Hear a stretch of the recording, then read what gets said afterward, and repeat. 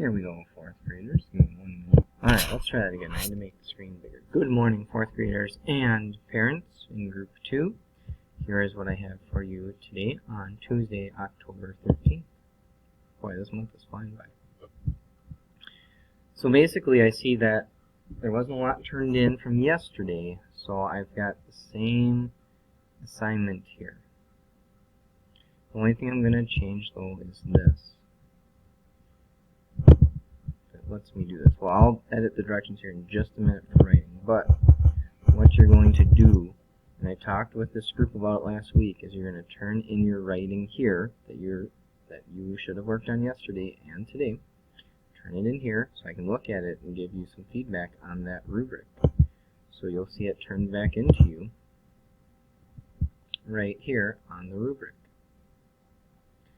So I will leave you some comments here on the rubric and turn it into you. Okay? So that is really all that I have to say about that. Again, it's the same work as yesterday. Watch yesterday's video for more details on it. I really don't want to repeat myself. But here you go. This is what you have for Tuesday. Tomorrow I will not do this. Tomorrow it will be new assignments. Please get your work done.